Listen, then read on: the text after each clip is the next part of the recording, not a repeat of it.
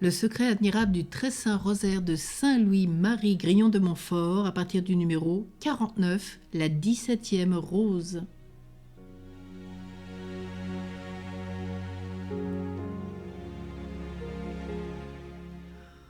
Entre les choses admirables que la Sainte Vierge a révélées au bienheureux Alain de la Roche, et nous savons que ce grand dévot de Marie a confirmé par serment ses révélations. Il y en a 3 des plus remarquables.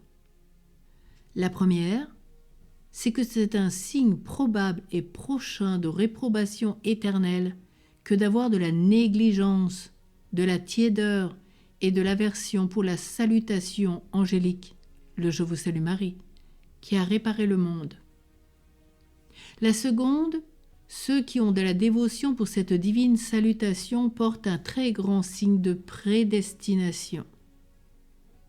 La troisième, que ceux qui ont reçu du ciel la faveur d'aimer la Sainte Vierge et de la servir par affection, doivent être extrêmement soigneux de continuer à l'aimer et à la servir, jusqu'à ce qu'elle les ait fait placer dans le ciel par son Fils au degré de gloire convenable à leur mérite. C'est ce que nous explique donc le Alain de Rupt, dans De Dignitate Salterium. Au numéro 50, tous les hérétiques, qui sont tous des enfants du diable et qui portent les marques évidentes de la réprobation ou l'horreur de l'Ave Maria. Ils apprennent encore le pater, mais non pas l'Ave Maria. Ils aimeraient mieux porter sur un serpent qu'un chapelet ou un rosaire.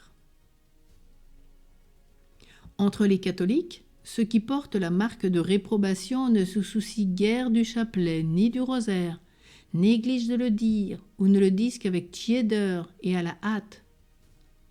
Quand je n'ajouterai aucune foi pieuse à ce qui a été révélé au bienheureux Alain de la Roche, mon expérience me suffit pour être persuadé de cette terrible et douce vérité. Je ne sais pas, et je ne vois même pas évidemment comment il se peut faire qu'une dévotion si petite en apparence soit la marque infaillible du salut éternel, et son défaut la marque de la réprobation. Cependant, rien n'est si véritable. Nous voyons même que les gens de bonne nouvelle doctrine, de nos jours condamnés par l'Église, avec toute leur piété apparente, négligent beaucoup la dévotion au chapelet et au rosaire, et souvent l'hôte de l'esprit et du cœur de ceux et celles qui les approchent.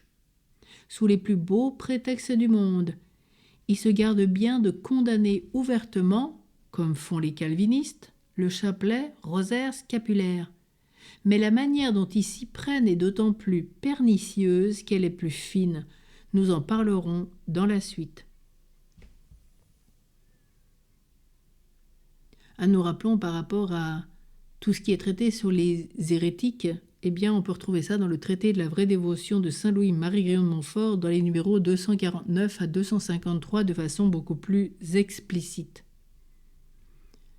51, il dit « Mon Ave Maria, mon rosaire ou mon chapelet est ma prière, et ma tressure pierre de touche, pour distinguer ceux qui sont conduits par l'Esprit de Dieu d'avec ceux qui sont dans l'illusion du malin esprit.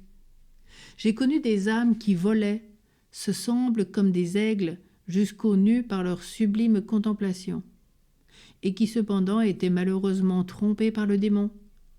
Et je n'ai découvert leur illusion que par l'Ave Maria et le chapelet, qu'elles rejetaient comme au-dessus d'elles. L'Ave Maria est une rosée céleste et divine qui, tombant dans l'âme d'un prédestiné, lui communique une fécondité admirable pour produire toutes sortes de vertus. Et plus l'âme est arrosée par cette prière, plus elle devient éclairée dans l'esprit, embrasée dans le cœur et fortifiée contre tous ses ennemis. L'Ave Maria est un trait perçant et enflammé qui, étant uni par un prédicateur à la parole de Dieu qui l'annonce, lui donne la force de percer, de toucher et de convertir les cœurs les plus endurcis. Quoique d'ailleurs il n'ait pas beaucoup de talent naturel pour la prédication. Ce fut ce trait secret que la Sainte Vierge, comme j'ai déjà dit, enseigna à Saint Dominique et au bienheureux Alain de la Roche pour convertir les hérétiques et les pécheurs. C'est de là qu'est venue la pratique des prédicateurs de dire un Ave Maria en commençant leur prédication, comme assure saint Antonin. Donc là, on le comprend bien, c'est de façon très explicite. Et puis donc, peut-être, rappelons-nous que la grâce de l'Ave Maria, eh bien, cette grâce pour les prédicateurs, pour tous les prêtres, pour tous ceux qui annoncent la parole de Dieu dans la catéchèse, tous les diacres, tous ceux qui sont appelés à porter aussi la parole de Dieu au cœur des familles. Et donc, on voit bien que ces Ave Maria convertissent les cœurs des plus endurcis. Quelle grâce! Puissions-nous retrouver peut-être aussi cet Ave Maria avant chaque prédication? Et si le prêtre ne la dit pas, bien, vivons-le dans notre cœur. À la 18e rose, au numéro 52, il est dit « Cette divine salutation attire sur nous la bénédiction abondante de Jésus et de Marie, car c'est un principe infaillible que Jésus et Marie récompensent magnifiquement ceux qui les glorifient. Ils rendent au centuple les bénédictions qu'on leur donne. » Comme il est dit dans le livre des Proverbes au chapitre 8, les versets 17 et 21.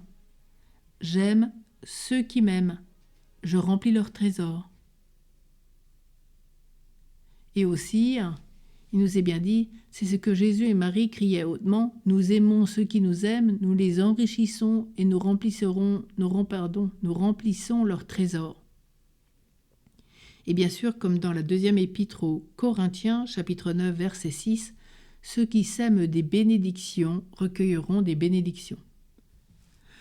Or, n'est-ce pas aimer, bénir et glorifier Jésus et Marie que de réciter comme il faut la salutation angélique?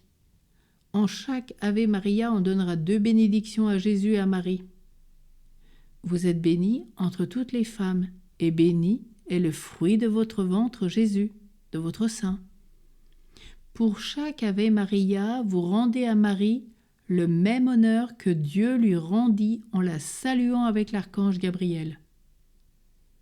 Qui pourrait croire que Jésus et Marie, qui font du bien souvent à ceux qui les maudissent, donnassent leur malédiction à ceux et à celles qui les bénissent et les honorent par l'Ave Maria? La reine du ciel, dit saint Bernard de Clairvaux, et donc saint Bonaventure, n'est pas moins reconnaissante et honnête que les personnes de qualité bien élevées en ce monde. Elle les surpasse, même en cette vertu comme en toutes les autres perfections. Elle ne souffrira donc jamais que nous l'honorions avec respect, qu'elle nous le rende au centuple. Marie, dit saint Bonaventure, nous salue avec la grâce, si nous la saluons avec l'Ave Maria. Et comme dit saint Bonaventure dans le Psalterium, il nous rappelle qui pourra comprendre les grâces et les bénédictions qu'opère en nous le salut et les regards bénins de la Sainte Vierge. Dans le moment que sainte Élisabeth entendit le salut que lui donna la Mère de Dieu, elle fut remplie du Saint-Esprit, et l'enfant qu'elle portait dans son sein tressaillit de joie. Si nous nous rendions dignes du salut de la bénédiction réciproque de la Sainte Vierge, sans doute serions-nous remplis de grâce et un torrent de consolation spirituelle découlera dans nos âmes.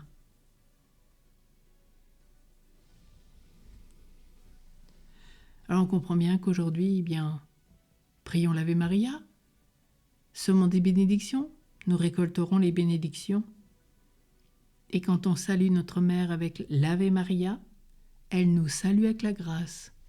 Alors bien sûr, tous ensemble, redisons cet Ave Maria. Je vous salue, Marie pleine de grâce. Le Seigneur est avec vous. Vous êtes bénie entre toutes les femmes, et Jésus, le fruit de vos entrailles, est béni. Sainte Marie, Mère de Dieu, priez pour nous pauvres pécheurs, maintenant et à l'heure de notre mort. Amen. Notre-Dame du Rosaire, prie pour nous. Notre-Dame de la Grâce, prie pour nous. Saint Louis-Marie Grignon de Montfort, prie pour nous.